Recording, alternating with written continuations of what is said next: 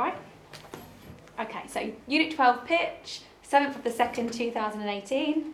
My name is Emily Forster and this is my Unit 12 pitch. It will help me to improve my confidence, this project, because even though I do work in a place where you speak to lots of different people of different cultures, I haven't done many interviews, so it's actually trying to improve my interview skills, not just my confidence as well. It is completely new to me, so I'm not liking it.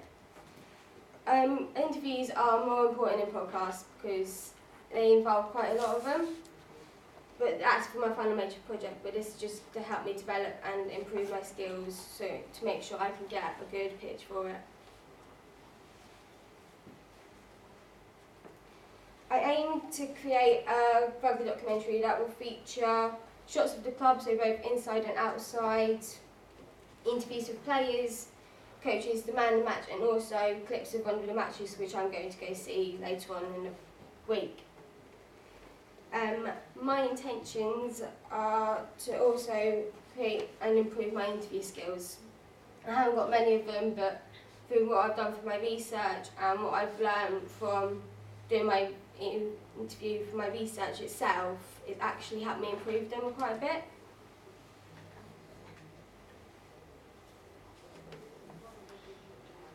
So I looked at what an expository documentary is. It's a documentary that's got lots of points. It's about arguments mainly.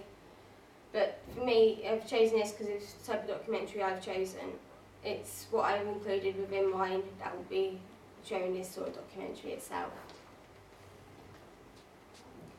I watched 3 documentaries. The first was about the rugby team Harlequins. It had backstage footage of them training for their games, actual footage of the games themselves and what they thought they'd done well on and what can be improved on the overall scores themselves.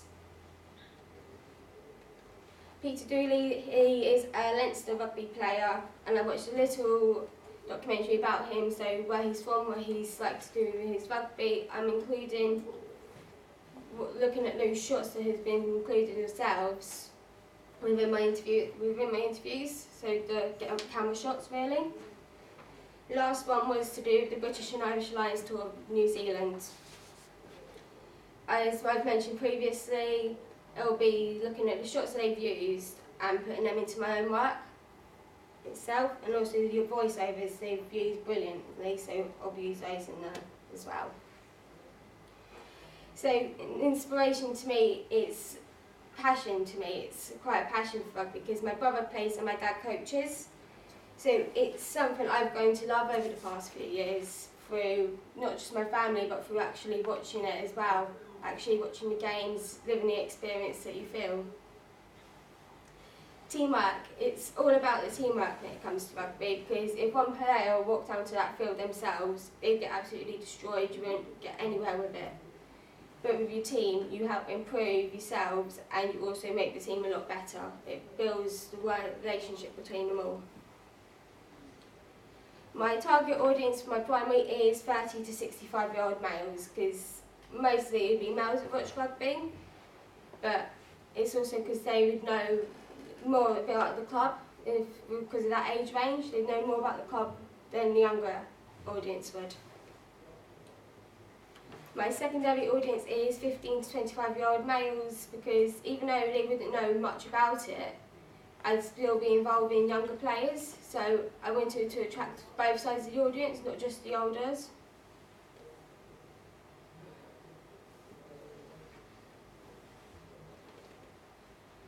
My colour scheme is red, white and green, as you'll see in the next slide, but this is because that's the colour of their kit and the blazers that the higher up people in the club actually wear.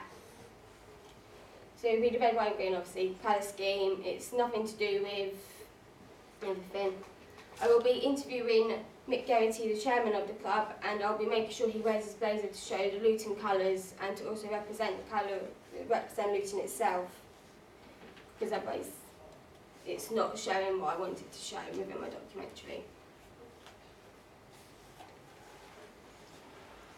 My lighting will just be normal warm lighting that will be just used in the club, but I'm going to make sure that I choose a place where the lighting isn't too warm, so it changes the colour of the person completely and ruins the shot.